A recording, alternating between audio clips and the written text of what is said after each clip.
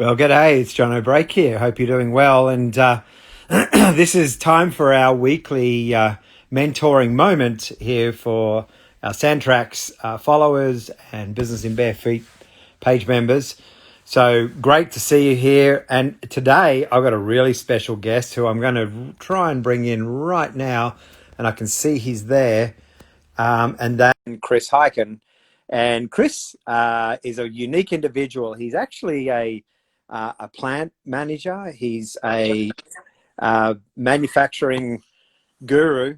But one of the things I've found, which is quite unique about Chris and the role he plays, is an incredibly entrepreneurially minded person. That was a mouthful, Chris. Welcome, mate. Thank you. I appreciate it. I won't try to say that, because I don't want to look like you just looked on. It's 8:30 at night here. It's not fair. Yeah. And so, Chris, thanks for joining me this evening. I really appreciate it. And, you and I have been on a journey together for, almost 18 months now. Right. And we're not quite sick of each other yet. But no, we're just getting started. Yeah. So for those watching and those watching this in the future, Chris is going to be actually joining us on this week's Fireside Chat. And so we thought tonight for our mentoring moment, Chris and I have been working on a really fun little kind of project. We've nicknamed the results operating system for now. And so, Chris, I'm going to let you dive into that and just explain a little bit what it is. But thinking about the fact that a lot of people watching this are startups and entrepreneurs, they're growing businesses, they're scaling businesses, they're not necessarily in large business, or they might be working in a company and thinking about what else they can be doing. So I'll let you take it from there. Okay, so the results operating system. So really it starts back with a journey where by degree, I'm a mechanical engineer. So I started out as an engineer and very pragmatic. Over my career, I've grown into more and more responsibility. And what really happened was I transitioned from being an individual contributor into a business leader. And I realized that I couldn't get the results I needed just by being a real good engineer. Yeah. So it really started with a fundamental understanding of how do I get people to understand what we're trying to accomplish, and how do I win with a team? So for me, it started with the scientific method. It started with, okay, plan, do, check, adjust. Yeah. So those things, they rang true to me. They work for me every position I've ever been in. Plan something, do something, check how it did, adjust, start again around the circle. Right. And it started to expand from there as I started to look at, it's not just me as an individual contributor doing that. I need to get teams of people to be able to do this. Right. And through our journey, we've kind of discovered that there's a strategic component to each one of those, there's a personal component to each one of those, and there's a people component to each one of those. Correct. Yeah. And then in the results operating system, we now look at those three components on the whole wheel. And what we found was the magic bullet was at the center of that wheel is a spoke that says effective communication. Yeah. And communication is what the listener does. Yeah. And so by understanding that we've got to effectively communicate to get others to follow that vision and follow that purpose and get the results that we want to get. Yeah. So in a nutshell, that's kind of really what we've been playing with as the results operating system. Yeah, and so look, we've been doing that a little bit in the context of larger and more complex teams, but one of the things that really struck me in this journey is just how applicable it is to someone who's starting out or scaling up their business, and particularly when we start to look at at each point on the cycle, and we're looking at personal, people, and then the business itself, right? And so much about entrepreneurialism is how do I get my product right? How do I do the right things, build the right thing, be it as profitable as possible, which probably plays into a lot of business anyway, but we don't often consider the personal aspects.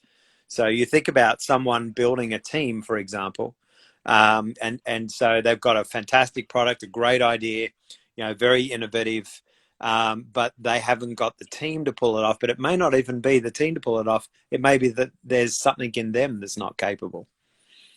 what I find is that if you don't have a system like this, it's going to become really, really challenging to scale. Yeah. So you may be able to, as an individual contributor, and maybe you can put your arm around the two other guys that are helping you do something, and you guys can stay in lockstep and just slugging it out. But at some point, the group gets too big for you to get your arms around, and if you don't have a scalable system, it's going to all fall apart right as you're starting to get traction in the marketplace. Right. And it's probably not a really smart thing. I mean, even if it's just you, right, to get into that rhythm and routine of it's about me, it's about the people or the team, and it's about the business. Because there's no such thing as a business where it's just about you, right? You've got customers. Absolutely. You think about a startup, and I know you've been a little bit in this space as well. You think about a startup, you've got investors, you've got other team players, you've got all sorts of things going on. So it's never just about you. But if you don't take care of the personal aspects, then it affects everything else, right? Right through to the fact that it affects the communication and how you carry that thing forward. So, so you've dabbled in a few kind of entrepreneurial initiatives yourself. Yes. Yes. Yeah. So how have you seen this at play? I see it. It's one of those things as biases that once you see it, you can't unsee it. And so I see it unfold everywhere. I see it unfold in, the business I work in, the businesses that I'm a part of outside of my major work. I see it in suppliers. I see it everywhere. And the ones that are being successful have some system to understand how to effectively communicate, how to manage themselves, how to manage the people side, how to lead those people towards a common purpose, and then have a strategy that they can execute and keep a team executing on. So everywhere I look, I see this. Yeah, it's beautiful. Like I said, you're never actually doing this on your own, even at those times where you feel pretty lonely. So talk about some of the businesses you've been involved in, some of the startups and so forth. Okay. So I've had a number. So like Jonathan said, I've been involved in a number of things throughout my entire life. He's a dabbler. I've had real estate. I've had repair companies. I'm a member of a gun manufacturing company right now. I've got a number of things going on along with my primary job. So I just like to be involved, and I also super active in my community here. So I participate in economic development in my county, and I'm on the board for that group, and really trying to make an impact in my community more than just having a job. But so I'm a father of 3 young boys, and this is the community we're growing up in, and I want to have a strong community for my family. So I pitch in and do things there. So and I see this same kind of thing, whether it's in government or whether it's in entrepreneurial adventure, or your son's it's the same thing. Or my son's, my church group, my son's baseball team. I mean, everywhere I'm involved, I see these same principles. People are people, and understanding how to relate to people and get people aligned to a common vision is the key to having success in whatever the endeavor is, in my opinion. Yeah, absolutely. No, that's such great timely words, and to think about that, and then how that then plays into the plan, do, check, adjust kind of continuous improvement cycle. Developing your business from the start up and being able to get into that framework, and at each level, as you said, understanding your personal considerations, the team considerations, and the business considerations, because as you and I discovered on this journey, so much of that whole cycle is all about the business, right? And it's got to be about us as entrepreneurs, as individuals that are leading these businesses. I mean, you're leading a couple of different initiatives, but it's got to be about that first, and how we play into that and how that affects all the other stuff.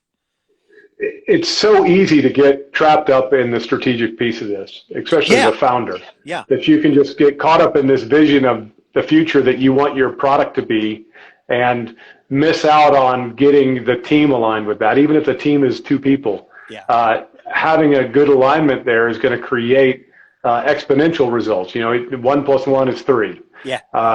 So if you aren't dropping back and really thinking about the effective communication and how do I keep everybody in lockstep towards the vision that I have for the company and the values that I have for the organization, how am I going to get there? You're going to wake up one day and find yourself in a ditch. And so important, and again, there's people going to be saying, well, company and organization, it's like, this isn't necessarily a business of 100, 200, 300 people. This could be a business of 2 or 3 or 1. It's all about creating that consistent experience. And there's no such thing as a business of one. Which you got to talked about. Yeah. Somebody's got to buy your stuff. Somebody's got to supply you probably some stuff. You're going to have web hosting or parts buying, or you're going to interact with other people. And well, I think you have to be there. I think the critical one for a lot of our guys is investors initially. Absolutely. And investors are looking for a few things before they actually just look at the business. Obviously, they need to be interested in the business idea, but they're looking at you as a person and how you carry yourself, and do they like you? And I know that seems really ethereal, but there's so much in that. Do they like you? Can they feel like they can trust you? Do you look like you've got yourself together and you know how you're going to grow a team? I'm going through this myself right now with the business. Do you look like, or do you have that sense of, we've got a real plan in place here? And then before you get to the business of, well, here's how the business plays out. And several of my, I have a network of people that are investors, and I've talked to them about how do they make decisions on where to put their money. And they've told me overwhelmingly that, the idea has to be legit, but I'm really betting on the team. Yep. So can the people pull this off? So it's one thing to have a great idea, but can the people execute? And when they communicate to me, do I feel like they understand and that they're going to be able to execute with their team to get to this big level where I'm going to put in my money to believe it's going to scale? Yeah. So if you don't have a plan for that, you're probably not going to end up with investors. Yeah, it's perfect. And I think we'll cap it off there, because we'll dive into this a little bit more in our Fireside Chat on Thursday. So for those of you watching, we will be continuing our conversation with Chris on Thursday morning. I think we said 8:30 or 8 or 8:30. I think that's what we said. Yeah. Anyway, it's on the event calendar. 8 or 8:30. That's Eastern Daylight Time in the US, which will be 1 p.m. in the UK, 2 p.m. in Western Europe, and it's 10 o'clock at night on the East Coast of Australia. So we really encourage you to come and join us for that. And it's going to be a great conversation. Chris is, as I said, he's a mate, but he's also a fantastic communicator. He's got a lot of passion. Even though he's used to running bigger businesses, he's got a great flair for the entrepreneurial, and dabbling some stuff himself, and not just dabbling's not fair, because you're actually doing really well at it. You hang out with investors. Sure. Some of them you're a little bit related to, and but this is going to be a great conversation. So we look forward to seeing you all online, Facebook Live on Business in Bare Feet on Thursday morning. Chris, thanks, mate. I really appreciate you taking time out with your family to come and join us. Yeah, thanks, John. I'm looking forward to Thursday. Yeah, it'll be fun. All right. I'm Jono. Break. As always, enjoy the journey. Thank you.